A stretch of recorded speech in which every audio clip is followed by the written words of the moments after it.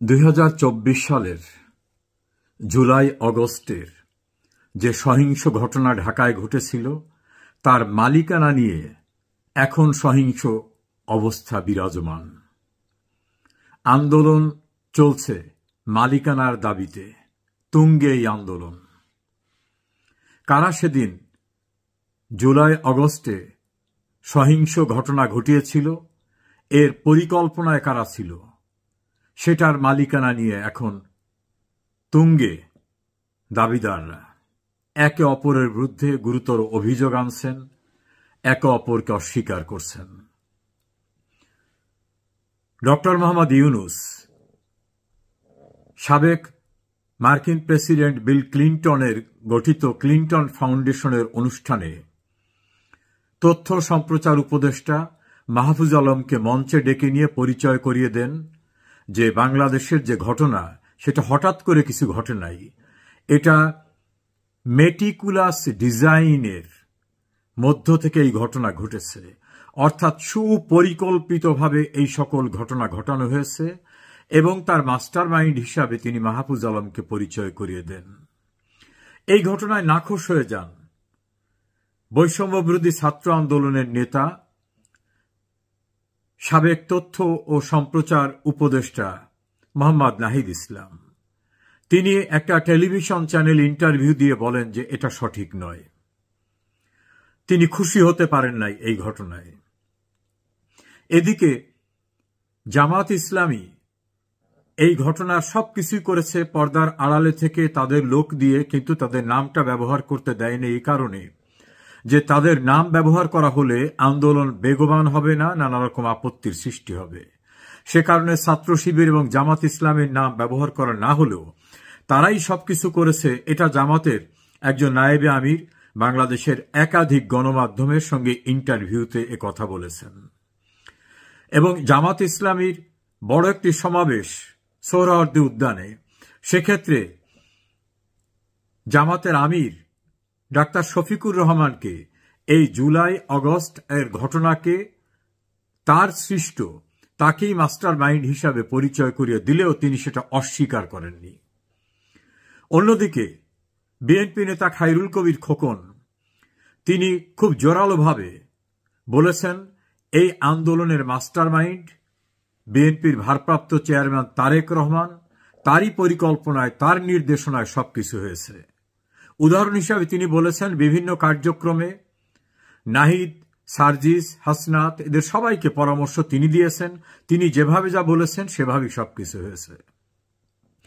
অন্যদিকে গণ অধিকার পরিষদের সাধারণ সম্পাদক রাশেদ খুব পরিষ্কারভাবে বলেছেন 2018 সালের যে আন্দোলন ছিল কোটা বিরোধী আন্দোলন, সে আন্দোলনের তৈরি হয়েছিল তাদের দ্বারা, তৎকালীন ছাত্রদের সংগঠিত একটা ফোরামের দ্বারা, যেটা গণ অধিকার পরিষদ এবং তাদের ছাত্র সংগঠন। এবারের আন্দোলনেও তারাই মুখ্য ভূমিকায় ছিলেন এবং তাদের একসময় যারা ছাত্র সংগঠনের কর্মী ছিলেন তারা এবার ভূমিকা রাখলেও মূল পরিকল্পনা নুরুল হক নুরু এবং তার টিম করেছে। ফলে যদি আন্দোলনের মাস্টার মাইন্ডই বলতে হয় তাহলে গণ অধিকার পরিষদের অনেকেরই বক্তব্য এটা এর কৃতিত্ব তাদেরকে দিতে হবে।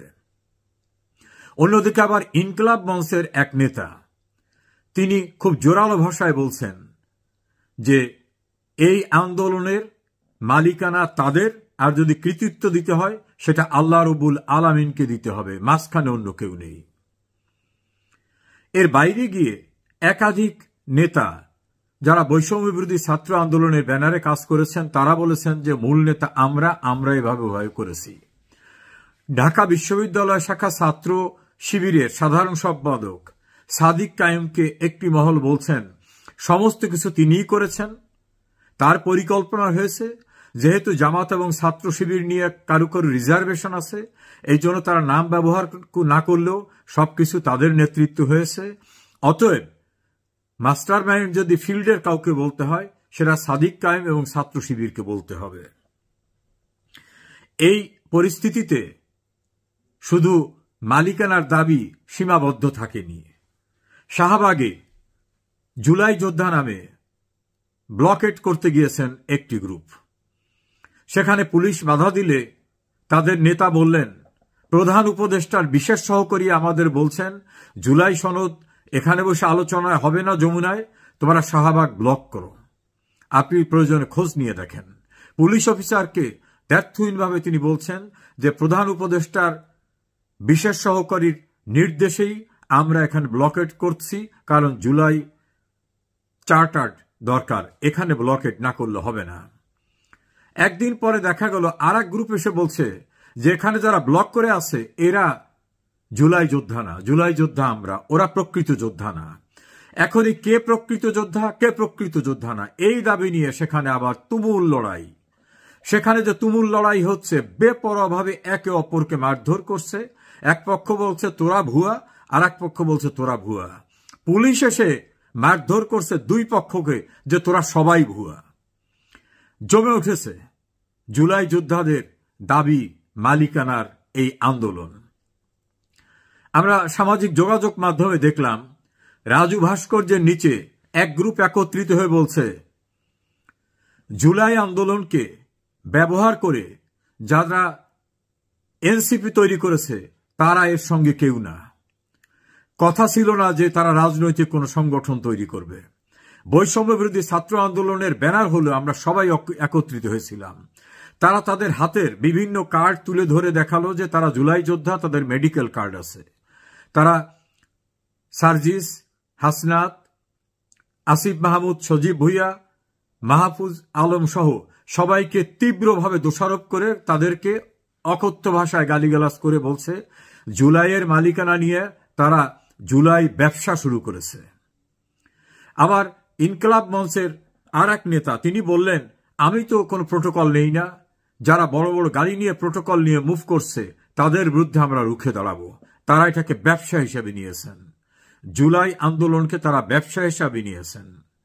আবার বৈষম্য বিরোধী ছাত্র আন্দোলনের নেত্রী, একসময়ের মুখপাত্র উমামা ফাতেমা, তিনি বলছেন যে বৈষম্য বিরোধী ছাত্র আন্দোলনকে মানি মেকিং মেশিনে পরিণত করা হয়েছে, ডিসি পদায়নে ব্যবহার করা হচ্ছে, তদবিরে ব্যবহার করা হচ্ছে, কোটি কোটি টাকা লোপাটে ব্যবহার করা হচ্ছে।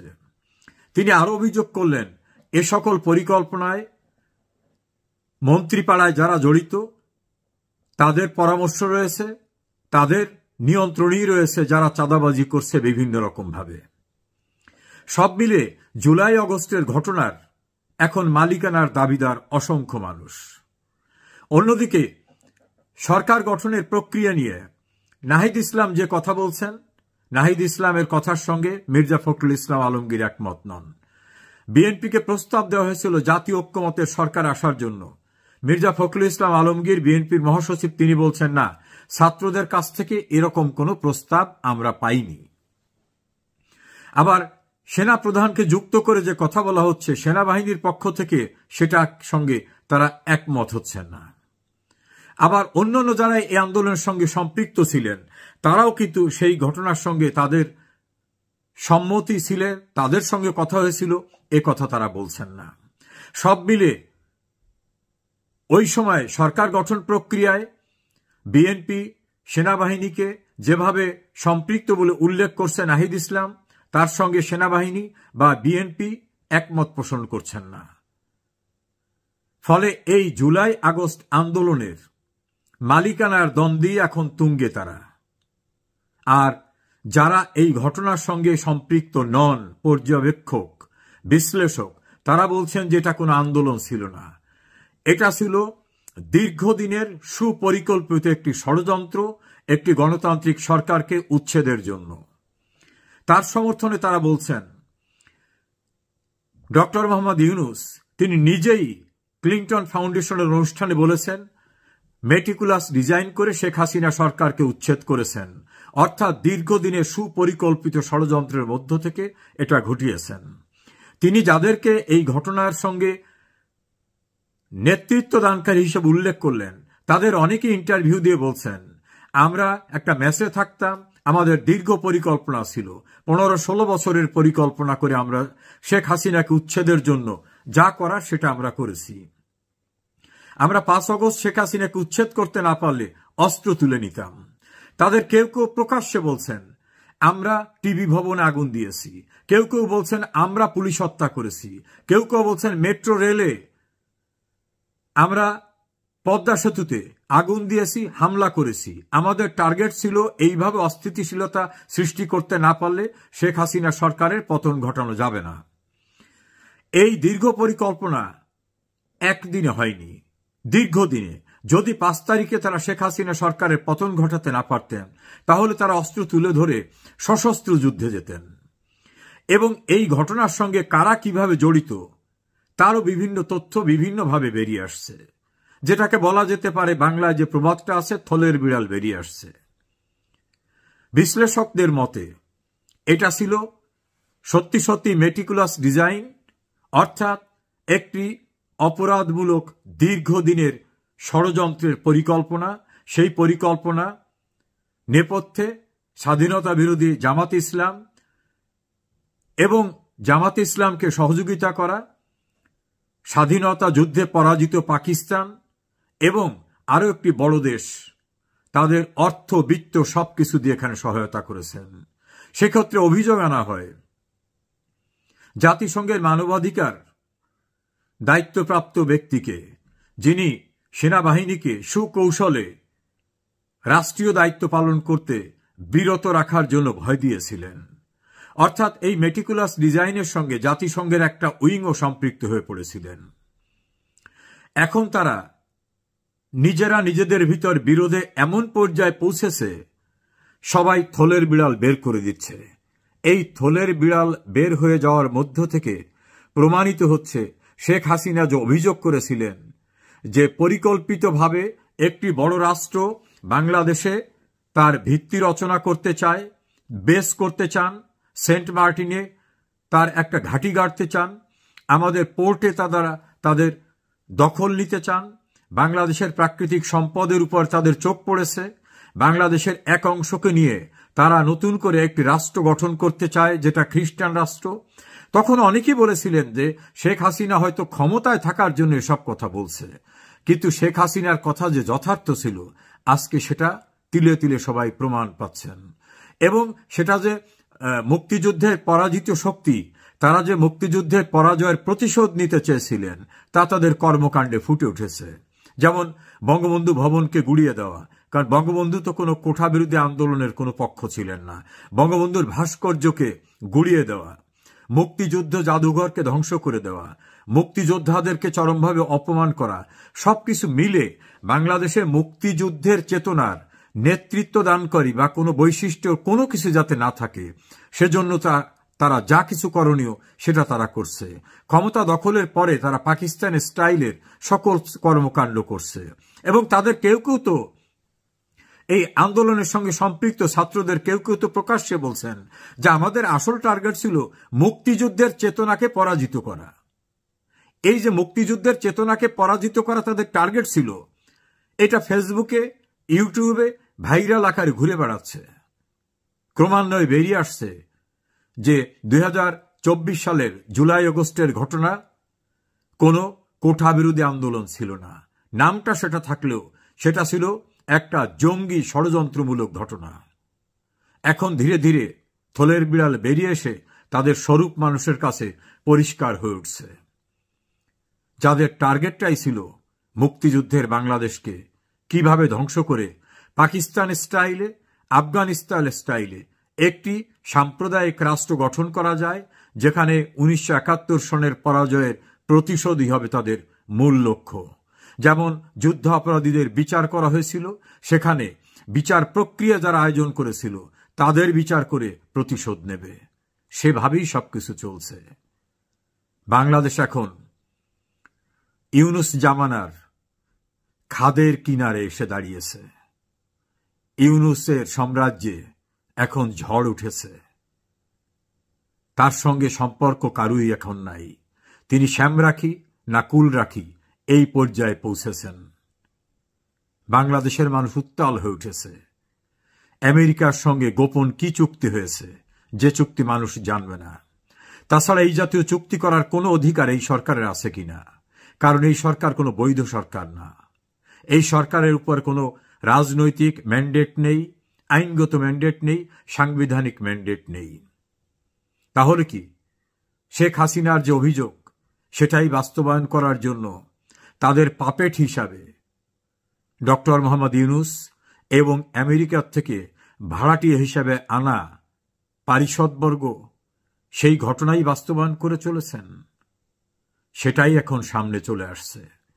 তবে এসব করে রক্ষা হয় না। 1971 সালে পাকিস্তানের সশস্ত্র সেনাবাহিনীর বিরুদ্ধে নিরস্ত্র বাঙালি যুদ্ধ করে বিজয়ী হয়েছিল। ডক্টর ইউনূসের যারা পৃষ্ঠপোষক আন্তর্জাতিক পরিসরে, সে সময় তারাও বিরোধিতা করেছিল বাংলাদেশের মুক্তিযুদ্ধের। তারা সফল হতে পারে নাই। রাজনৈতিক বিশ্লেষকদের ধারণা এবারও তারা সফল হতে পারবেন না, বরং পালিয়ে যাওয়ার সুযোগও তারা পাবেন না। অনেক অন্যায় করেছেন। এই অন্যায়ের বিচার বাংলার মাটিতে হবেই। সাম্প্রদায়িক, উস্কানিমূলক, ষড়যন্ত্রমূলক জঙ্গি হামলার মধ্য থেকে 2024 সালে একটি গণতান্ত্রিকভাবে নির্বাচিত সরকারের বিরুদ্ধে যে ঘটনা ঘটানো হয়েছিল তার বিচার বাংলার মাটিতেই হবে।